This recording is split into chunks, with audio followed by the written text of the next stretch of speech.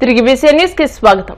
విశాఖ దువ్వాడ రాజీవ్ కాలనీలో జరిగిన వృద్ధ దంపతుల హత్య కేసుని పోలీసులు ఛేదించారు. మహిళ మెడలోని ఆభరణాలు దొంగిలించేందుకు ఆమెతో సన్నిహిత సంబంధం కలిగిన వ్యక్తే హత్యకు పాల్పడినట్టు నిర్ధారించారు. నిందితుడి నుంచి 2 సెల్ ఫోన్లు, 4.18 లక్షల నగదు, హత్యకు వాడిన కత్తిని పోలీసులు స్వాధీనం చేసుకున్నారు.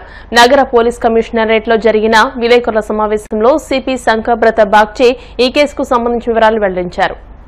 అందరికీ నమస్కారాలు. మన అందరికీ తెలుసు, దువ్వాడ పోలీస్ స్టేషన్ పరిధిలోని రాజీవ్ నగర్లో వృద్ధ దంపతుల దారుణ హత్య జరిగింది. మన ఆనరబుల్ సీఎం సార్ కూడా ఇక్కడికి వచ్చిన తర్వాత ఆ హత్య కేసు ఛేదించడం జరిగిందా లేదా సార్ కూడా అడిగారండి.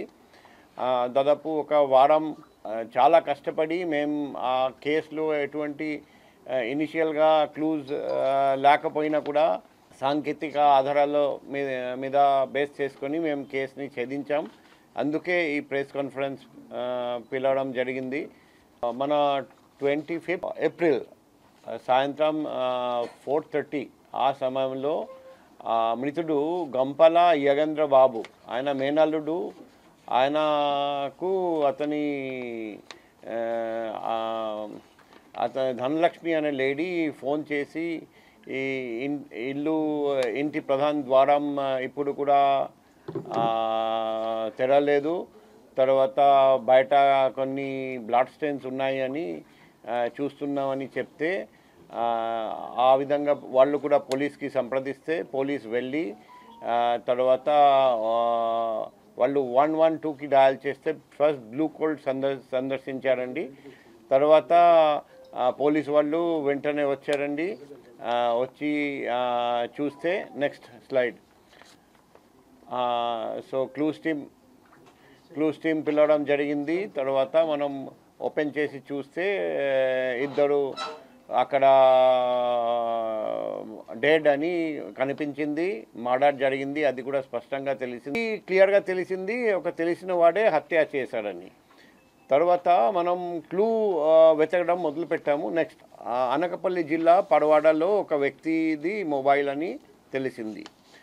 అక్కడికి వెళ్ళి చూస్తే ఆ వ్యక్తి దొరికాడు. ఆ వ్యక్తి ఏం చెప్పారంటే, ఇంకొక వ్యక్తి నా ఫోన్ అడిగి సేమ్ వ్యక్తి ఫోటో అక్కడ మనం చూసాము. ఆ వ్యక్తి ఆ స్కూటీ నడిపి అక్కడికి వచ్చి especially Duvvada inspector and south crime inspector and వాళ్ళ కింద ఉన్న officers and ACP crimes and ACP south and అందరికీ మేము అభినందనలు తెలియజేస్తున్నాం. భీమవరం కాస్మోపాలిటన్ క్లబ్ ఆడిటోరియంలో ఈషా ఫౌండేషన్ భీమవరం వారి ఆధ్వర్యంలో శనివారం ప్రభుత్వ ఉద్యోగులకు యోగా, ప్రాణాయామం, మెడిటేషన్ పై ఒకరోజు శిక్షణ కార్యక్రమం నిర్వహించారు.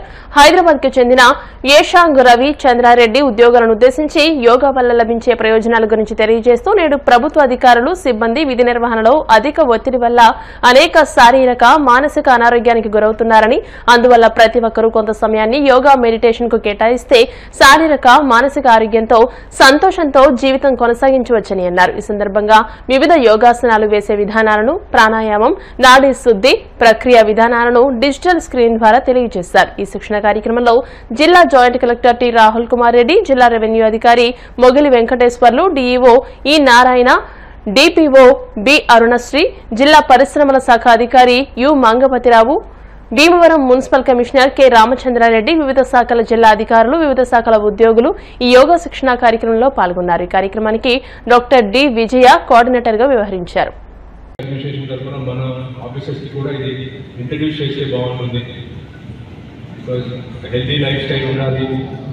అంటే ఇలాంటి యాక్టివిటీస్ మనకు చాలా రెసిస్టెన్స్ ఉంటుంది. ఖచ్చితంగా ఈరోజు కూడా చాలా మంది చాలా ఇబ్బంది పడి ఉండొచ్చు, కానీ it's first step to learn to be conscious about our mind. So particularly, I first of all extend my heartfelt gratitude and thanks to Isha Foundation for organizing this event in a very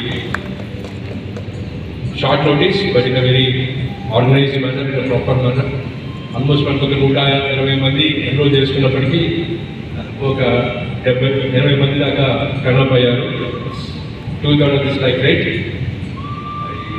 Sincerely hope this is the first step luckily in Honorable PM Garu, when he has come to Amravati, he was mentioning about International Yoga Day, and Dr. Kuda, he has particularly told that he will come to Andhra again to celebrate the completion of 10 years of yoga. And our Mata, Honorable CM Garu Kuda, Padindante Kachitaga, definitely all government employees should be making a part and parcel of their life. In fact, నేను IAS అకాడమీలో training అవుతున్నప్పుడు మిగతా games పక్కన పెట్టేస్తే నేను at least yoga చేసేవాడిని. I use to see some sort of benefits. దాని తర్వాత హెక్టిక్ లైఫ్లో పడిపోయి pressures, stressful life it's a part and parcel of everyone's, not just in public sector, government సెక్టర్లో కానీ ప్రైవేట్ సెక్టర్లో కూడా సిమిలర్ ఉంటుంది. సో ఎవరీవన్ ఈస్ నాకు అంతా చెప్పినట్టు everyone is going through that sort of stressful life. But ఒక 15 minutes మన కోసం మనం స్పెండ్ చేస్తే ఖచ్చితంగా ఒక ఎఫిషియెంట్, ఒక హ్యాపీ లైఫ్, ఒక హ్యాపీ మైండ్ ఉంటే ఆటోమేటిక్గా వర్క్లో కూడా అది రిఫ్లెక్ట్ అవుతుంది. So this is a way to go ahead. Meditation, small stretches. Maybe someone can take up a sport, someone who is not into sports can take up some sort of meditation. అది కాదని పర్టికులర్గా కొన్ని ఇలాంటివి ఆఫీసర్స్కి చెప్తే బాగుంటుంది. ఆఫీస్లో ఉంటూనే కొంత స్ట్రెస్ రిలీజ్ చేయడానికి చిన్న చిన్న techniques. As much as he could today 2 hours of span, he gave some techniques for all of us. ప్రకాశం జిల్లా కోమరోలు పట్టణంలోని ఓ మట్టి మిద్దె అకస్మాత్తుగా కూలిపోయింది. బిల్డింగ్ ముందు ప్రాంతం ఒక్కసారిగా కూలిపోవడంతో స్థానిక ప్రజలు భయాందోళనకు గురయ్యారు. ప్రమాదం చోటు చేసుకున్న సమయంలో ఆ ప్రాంతంలో ఎవరూ లేకపోవడం వల్ల ప్రాణాపాయం తప్పిందని స్థానిక ప్రజలు ఊపిరి పీల్చుకున్నారు. గత 2 రోజులుగా కురిసిన వర్షాలకు భారీగా నానిన మిద్దె కూలిపోయిందని స్థానికులు అంటున్నారు.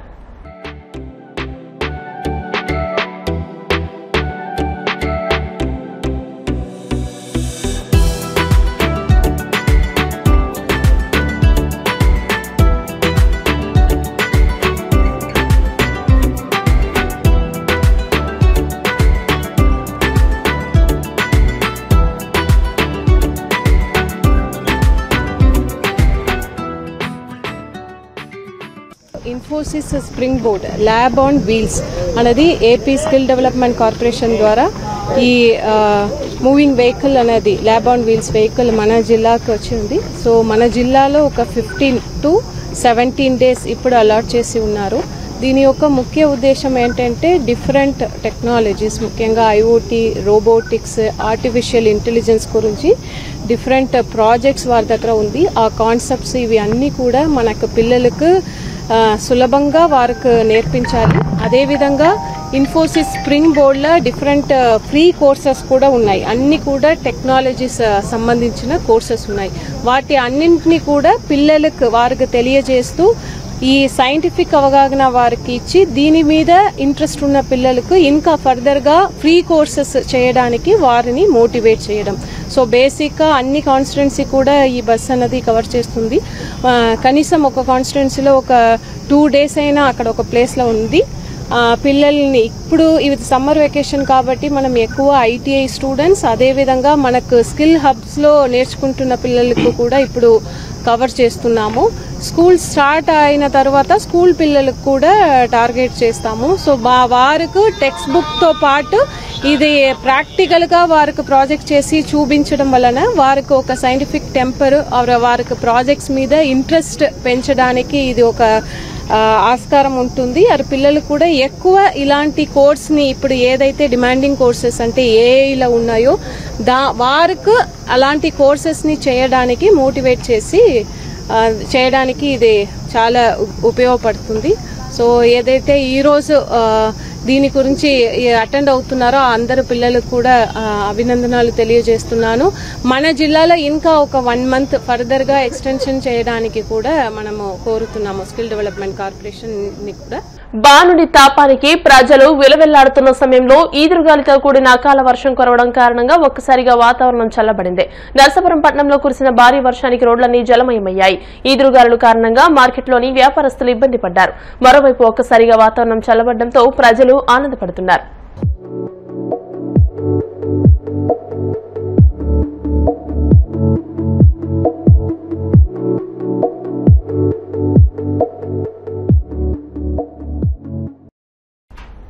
వార్తలు ముగించే ముందు ముఖ్యాంశాలు మరోసారి.